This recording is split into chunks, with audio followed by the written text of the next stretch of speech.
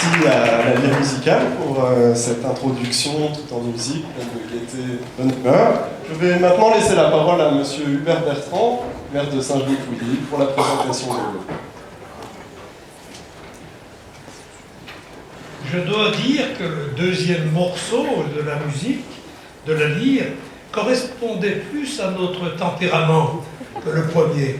C'était plus emmené, un peu plus joyeux. Et je les remercie, je remercie la lyre, d'avoir su d'abord commencer cette cérémonie par un morceau qui était tendre, doux, et puis ensuite par un morceau plus enjoué et qui nous emmenait davantage.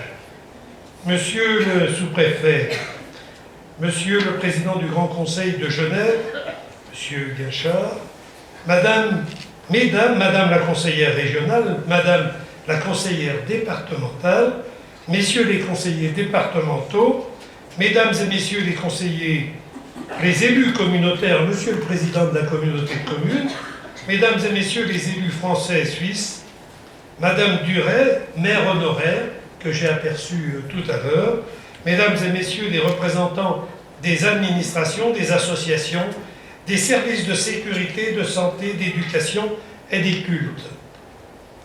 Mesdames et Messieurs les représentants des services publics et des organismes internationaux. Mesdames et Messieurs les habitants de Saint-Genis-Pouilly. Merci aux agents qui ont préparé cette soirée et à celles et ceux qui travaillent souvent discrètement dans les services publics.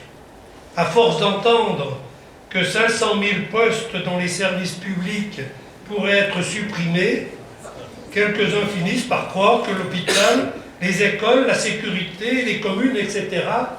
fonctionneraient ainsi avec plus d'efficacité.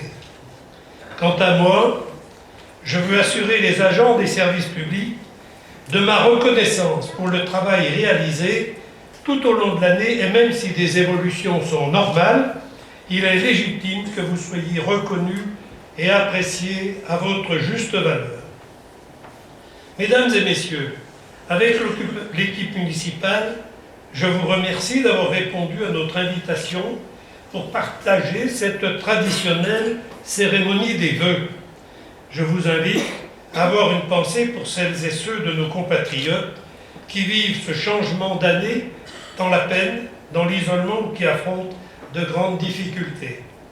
Ce moment revêt une valeur particulière parce qu'il nous rassemble au-delà de nos différences. Notre équipe vous remercie pour votre confiance dans l'accomplissement de la tâche qui nous est confiée. Nous sommes honorés d'être au service des habitants d'une ville en développement, chef-lieu de canton, je dis ça pour mes collègues, chef-lieu de canton au cœur du Pays de Gex. Afin de ne pas alourdir mon propos, je ne vais pas vous lister l'ensemble du travail accompli pendant l'année 2016. Je vais citer seulement les principaux chantiers réalisés ou en cours. Nous nous sommes réjouis, malgré le froid, de poser la première pierre le 5 décembre dernier du nouveau groupe scolaire et du gymnase de la Diamanterie. C'est un investissement de 12 500 000 dont 423 000 € de subvention de l'État, 818 000 € de la région, 150 000 € de subvention prise sur la compensation financière genevoise. Ce nouvel équipement devrait ouvrir ses portes en 2018. Prévoir et satisfaire les demandes scolaires nous a conduit cette année à améliorer l'école du Jura et à rassembler dans un même lieu, en cœur de ville, les services municipaux de l'enfance et de la jeunesse, afin de faciliter la vie des familles. Ce sont 870 000 € qui ont été investis dans cette école, avec un nouveau réfectoire et un pôle enfance et jeunesse plus adapté. Nous avons assisté avec fierté à la première rentrée partielle du nouveau lycée international du Pays de Gex, situé à Saint-Genis. Ben, il est bien situé à Saint-Genis, malgré les remarques que je vois point. Évidemment, je n'ai pas dit de Saint-Genis, parce que nous ne sommes pas exclusifs. Évidemment, ce nouveau lycée international nous réjouit aussi. évidemment par la réussite de cette première rentrée. À travers la réalisation de la région, Saint-Genis a démontré son engagement intercommunal en mettant gracieusement à disposition 13 000 m² de terrain à bâtir pour le lycée et en aménageant pour plus de 4 millions d'euros de voirie et de réseau ce nouveau quartier porte de France. Cet effort a été assumé sans aucune aide, ni politique, ni financière, de la communauté gessienne. Rappelons ce qui apparaît toujours comme un mauvais coup fait par nos collègues conseillers départementaux en début de leur mandat. Ils ont annulé une subvention de 5 700 000 € pour la piscine, votée par le Conseil général précédent, ce qui a compliqué notre projet. L'argument était que, effectivement, le département de l'Ain finançait pour un peu plus de 6 millions la piscine de Bellegarde, mais parce qu'elle était intercommunale. Comme si la piscine de Saint-Genis, évidemment, n'était pas avec une vocation ouverte sur l'intercommunalité. Nous ressentons cela comme une injustice. Mais demandons-nous, ou plutôt demandons-leur, où cet argent est allé pour qu'ils aient cette attitude contre les habitants et utilisateurs de notre secteur, et contre les scolaires en particulier. Réjouissons-nous, ils sont à mi-mandat et peuvent encore corriger ce qui peut être vu comme une simple erreur. Actuellement, la piscine est réétudiée au vu des exigences tant financières qu'environnementales. Elle se réalisera malgré tout sous 2 ans. Avec le nouveau boulodrome, inauguré en octobre dernier, le futur gymnase et la piscine qui devraient ouvrir ses portes fin 2019, la commune voit ainsi s'agrandir le parc sportif aujourd'hui déficitaire. L'équipe municipale souhaite compléter ces équipements avec les aménagements à venir sous les vignes. Comme vous le savez, nous sommes ralentis dans la construction de ces terrains de sport par les oppositions de propriétaires fonciers qui sans doute verraient d'autres orientations plus lucratives.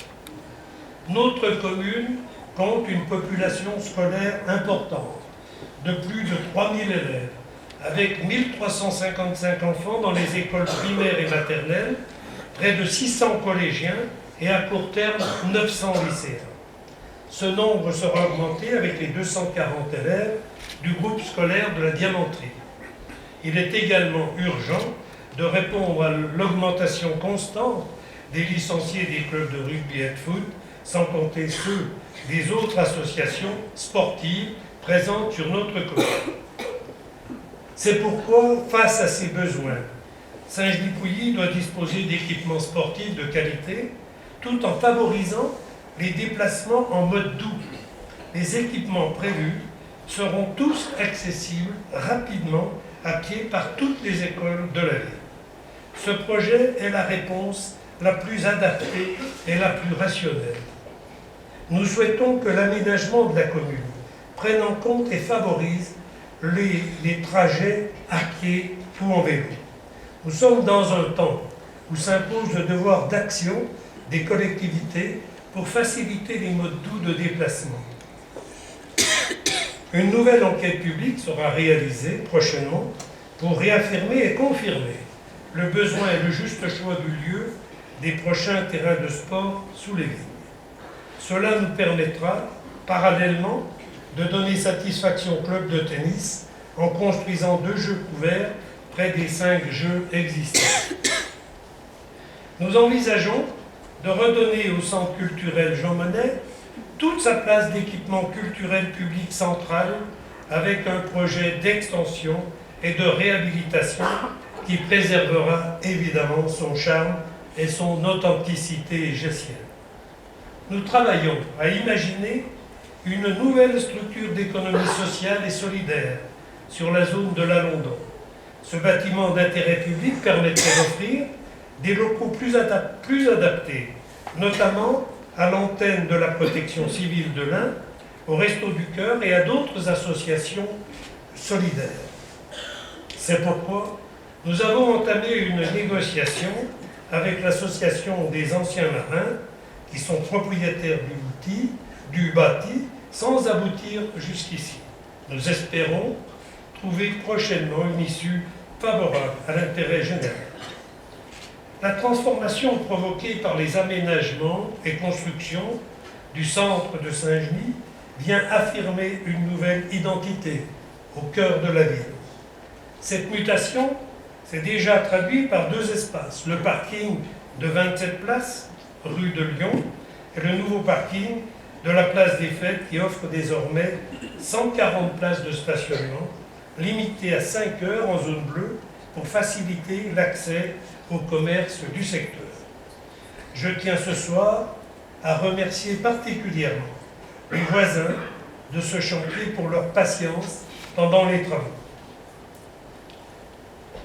L'année 2017 verra la continuité de ce projet de requalification du centre-ville, qui accordera une place privilégiée aux piétons en facilitant la mobilité, en particulier sur les axes structurants rue de Genève, rue des Hautins, rue de Gex et rue de Lyon.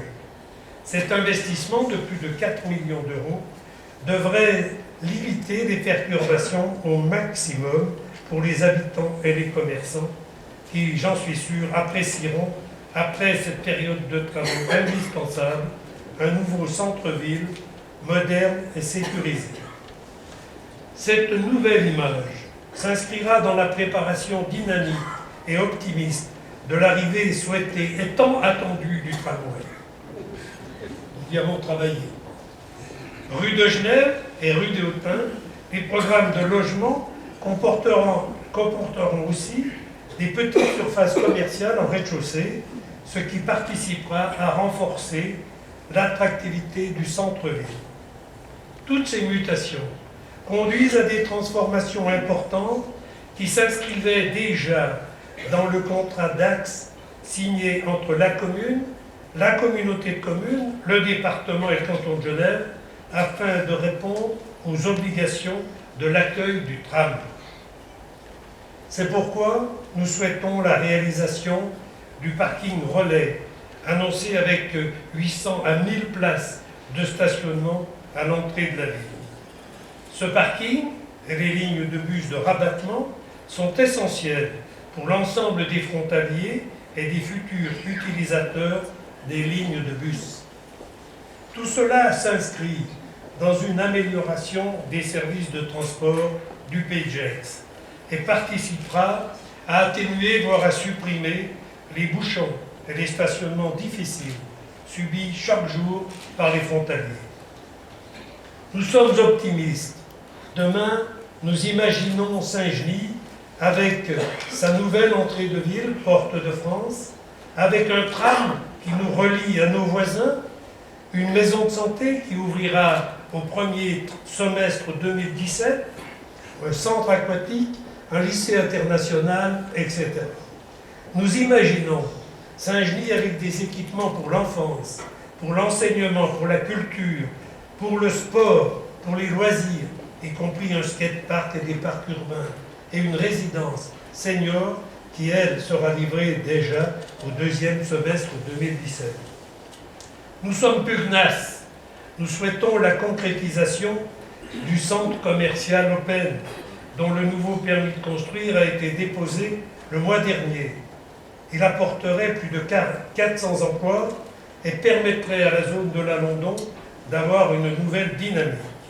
Ce qui paraît incroyable, ce sont les arguments des opposants au projet Open, qui sur le territoire de leur commune construisent des zones commerciales avec des architectures qui honnêtement ne sont plus souhaitables.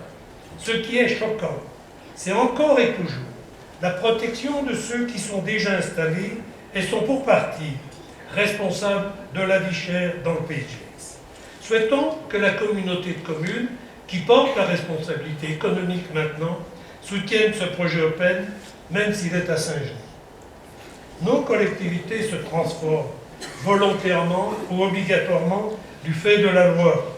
Ainsi, les communautés de communes sont chargées depuis le 1er janvier de la compétence économie, pour ce qui est du Pays de Gex, du tourisme, et pour une compétence très importante, la compétence transport. Je soutiens effectivement ces vœux, ces orientations de la communauté de communes dans ces regroupements. Après le transfert des compétences d'aménagement du territoire, c'est un éloignement malgré tout des décisions pour les habitants qui n'ont pas été consultés sur ces transformations. Il appartiendra évidemment aux élus de tenir compte des remarques ou des suggestions qui pourront être formulées. Mais ce qui interroge encore plus, c'est la volonté d'intégrer notre territoire dans une métropole sans consultation et explication aux citoyens. Évidemment, on peut être favorable, et je suis favorable, à ces évolutions, mais sous réserve de consulter la population et d'être mandaté pour apporter de pareils changements dans la gestion de nos collectivités. Souhaitons que les élus et les habitants des communes concernées soient entendus et se manifestent dès lors que des orientations iraient contre l'intérêt de leur commune. Chacun peut percevoir, même craindre, le déficit démocratique s'il n'y a pas une vigilance particulière dans l'expression de ces nouvelles structures. Nous voulons un territoire fait pour l'ensemble de ses habitants, jeunes et moins jeunes, travaillant en France ou en Suisse, locataires ou propriétaires.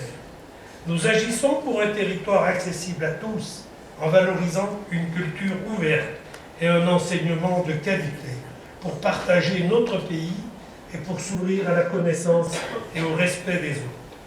C'est dans cet esprit que l'Office municipal de la culture de Saint-Genis a organisé cette année le premier festival des danses du monde et son premier salon des cuisines du monde.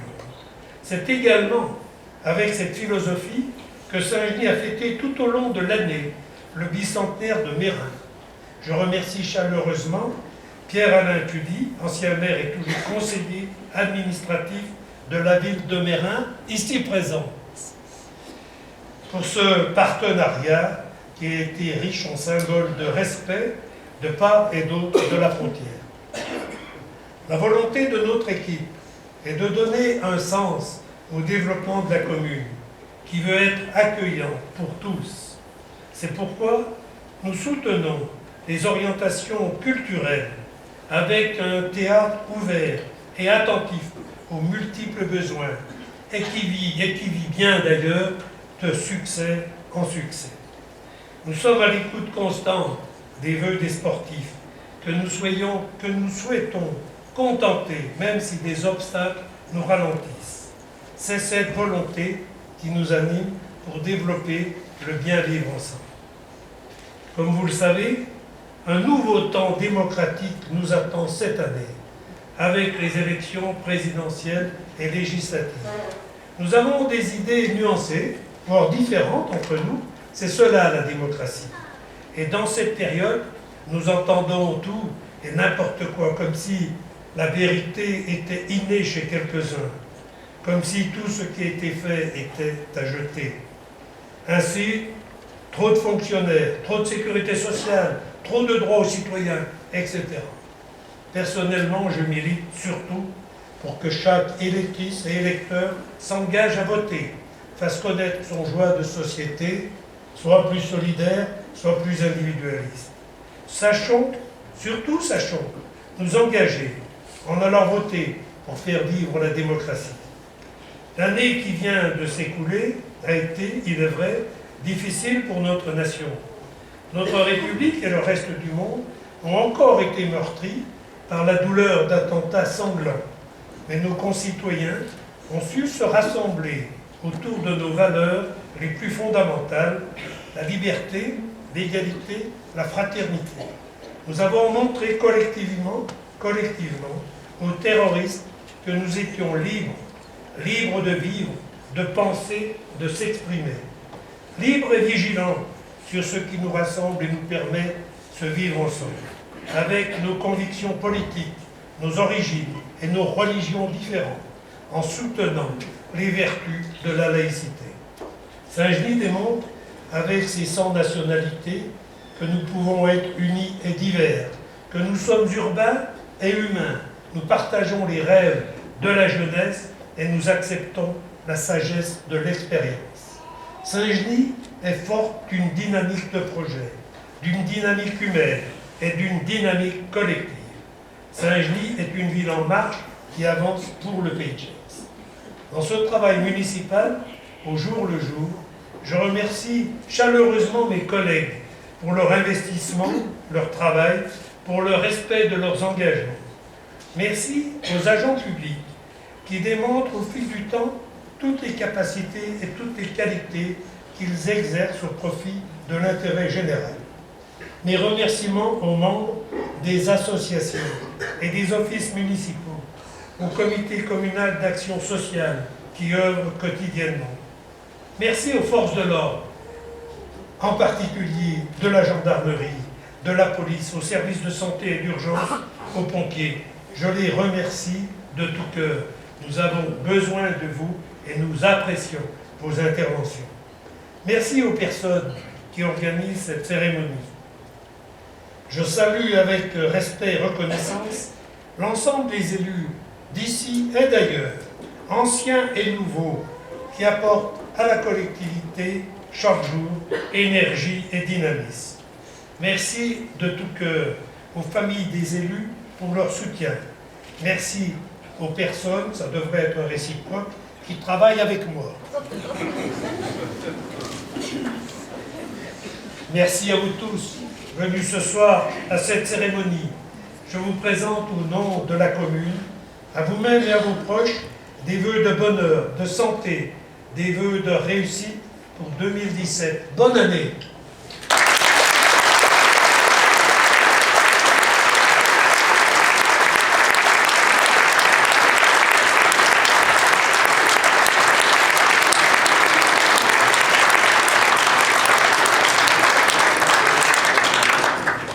Eh bien, merci à vous, monsieur le maire, pour ce discours. Après la musique des mots, nous poursuivons avec la musique des instruments et la lyre musicale, toujours dirigée par Charles-Édouard Thuillier, et deux nouveaux morceaux, Welcome to the Jungle et Sing.